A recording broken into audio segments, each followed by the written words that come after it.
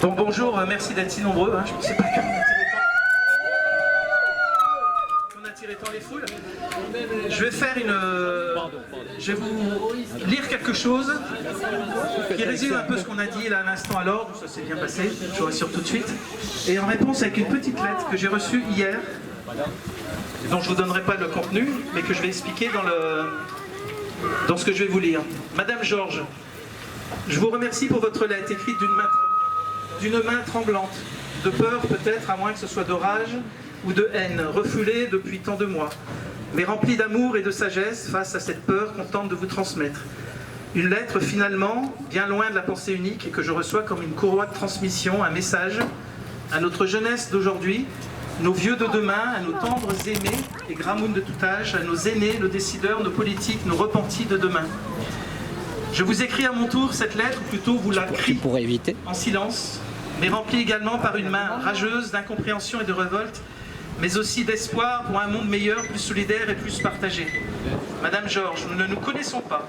Vous m'avez simplement dit que vous étiez infirmière et vous m'avez donné votre âge, 85 ans. Respect. Peut-être êtes-vous seul, isolé chez vous, ou encore accompagné de votre aimant. Peut-être avez-vous récemment été visualisé derrière un plexiglas, ou alors consulté via un téléphone ou un écran, pour vous protéger, car on vous a dit surtout ne sortez pas, surtout n'embrassez pas vos enfants et petits-enfants, et s'ils viennent vous voir, restez cloîtrés, confinés dans une pièce à part, bien ventilés toutes les heures à manger, seul, votre part de gâteau, comme le préconisent certains experts à la télé. Mais peut-être avez-vous décidé de ne plus regarder la télé, Madame Georges. Ce n'est pas grave, car les brigades sanitaires sont à votre porte, vous guettent et sont prêtes à vous sauver. Et puis il y a le tracing, qui vous protège malgré vous, et pour vous. Mais peut-être, Madame Georges, êtes-vous en EHPAD. Vous savez, cet endroit d'où vous partirez un jour et rendrez triste tous vos proches, nous aussi, demain ou après-demain, à l'heure que vous aurez choisi ou à l'heure qu'on aura choisi pour vous. Pourtant, tout va bientôt être fait pour vous protéger, afin de vous garder encore un peu parmi nous. Ben oui, Madame Georges, vous êtes à risque d'avoir vécu, peut-être trop vécu. Demain, on vous proposera, convaincra, pour votre bien, d'accepter ce qu'on aura décidé pour vous, à votre place. Madame Georges, rassurez-vous, nous venons d'être convoqués en toute confraternité par nos pères et tout s'est très bien passé. Ils nous ont simplement demandé pourquoi, on leur a dit parce que. Ils nous ont parlé atteinte au code de déontologie, nous avons relu ensemble 5 articles de ce code de déontologie. Ils nous ont parlé de nombre de cas, nous leur avons parlé du nombre de malades. Oui. Ils nous ont parlé nombre d'hospitalisations, nous leur avons parlé nombre de décès. Oui. Ils nous ont parlé protection des patients, nous leur avons parlé traitement et prise en charge. Oui. Ils nous ont interdit de prescrire, nous leur avons dit dommage et hommage. Ils nous ont parlé confinement, nous leur avons répondu vivre, revivre. Ils nous ont parlé masque, on leur a parlé sourire, notamment chez l'enfant, le nouveau-né. Nous leur avons parlé délation, ils nous ont parlé distanciation sociale. Ils nous ont parlé distanciation sociale, nous leur avons dit déchirements familiaux, amitiés brisées pour divergence d'opinion. Nous leur avons parlé du serment d'Hippocrate que nous avons tous prêté, ils ont semblé acquiescer. Ils nous ont parlé balance bénéfice-risque, nous leur avons dit primum non serré, surtout ne pas nuire. Ils nous ont reproché d'avoir parlé, trop parlé, mal parlé. On leur a dit que nous avons simplement parlé. On leur a exposé nos conflits d'intérêts, nous avons relu ensemble l'article L 4113-13 du Code de santé publique. Nous leur avons parlé du secret médical, ils ont pris connaissance de l'article 47 de la loi santé. Madame Georges, vous verriez tout ce petit monde présent ce jour à écouter, à vous lire, à nous lire. Ce n'est pas seulement pour vous défendre, Madame Georges, ou défendre un ou deux médecins de la place. Non, Madame Georges. Nous sommes tous là pour défendre votre médecin de proximité ou celui de l'hôpital. Le dernier de cordée. Petit par son taux d'audience, mais si grand par son cœur, son dévouement et son courage, mais parfois triste et seul, sous les fourches codines et les foudres farouches de certains de nos censeurs ou autorités hiérarchiques, ordinales ou hospitalières. Car n'ayant pas la chance d'être aussi soutenus que nous, aujourd'hui, demain, éternellement peut-être, diront les livres d'histoire qui marqueront le monde de demain. Alors oui, Madame Georges, nous sommes en guerre. Mais pas en guerre non pas contre un virus, mais contre tous ceux qui en profitent, pour en tirer bénéfice. Et si c'est condamnable que de dire cela, alors Madame Georges, comme vous, je revendique le droit de l'être. Bien sûr, Madame Georges, nous ne sommes que 15 médecins acceptés de vouloir nous exprimer.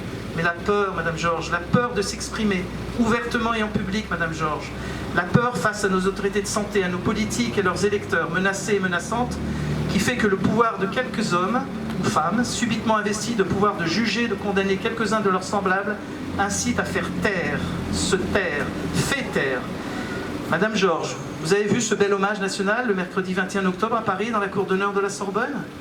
Et ces si belles et si sincères paroles de notre président pour défendre le droit d'opinion, notre droit à s'exprimer, le vôtre, le nôtre. À ce propos, nous avons dû recréer une chaîne YouTube, la première ayant été censurée il y a une quinzaine de jours. Problème technique, probablement. Vous la trouverez en tapant le nom de notre collectif, Kolkovmed 974. Et si vous rajoutez @gmail.com, vous pourrez même nous écrire ou transmettre à votre médecin traitant et autres professionnels de santé. Madame Georges, pour terminer, mettez votre main sur votre cœur et concentrez-vous dessus en tapotant et en fermant les yeux. Et dites-vous, même si je sais que je suis à cet instant rempli de haine à la vue de ce qui se passe, je respecte l'autre et même comme je suis, dans la patience, la paix, la non-violence et la sérénité. Vous verrez, ça calme, ça fait du bien. Madame Georges, je vous aime, nous vous aimons. Merci.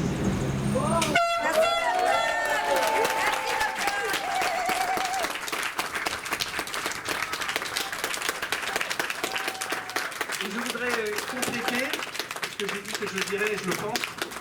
Je pense que nous sommes là avec l'Ordre des médecins de façon confraternelle, c'est vrai, mais je pense qu'on n'est pas du tout là dans des attaques personnelles. Et il nous a été rapporté qu'il y avait eu des attaques ou des citations de noms de certaines personnes du bureau. C'est très gênant parce que c'est pas contre le président, le vice-président, c'est pas là le problème. Le problème, c'est d'essayer de leur faire comprendre qu'on a aussi, nous, un droit de parole. Mais surtout, s'il vous plaît, n'attaquez pas les gens de façon personnelle. D'abord, c'est contre-productif et je pense que ça ne sert à rien. Et je pense qu'on a tous un devoir d'essayer d'échanger, de communiquer, de faire comprendre. Moi, une des choses qui me marque le plus dans cette crise, c'est qu'il y a des déchirements familiaux, des gens qui ne se comprennent plus, des gens qui disent « va pas voir Mémé parce que tu vas lui donner la mort » ou d'autres qui disent « mais si, ça la fera sourire ». Et c'est terrible.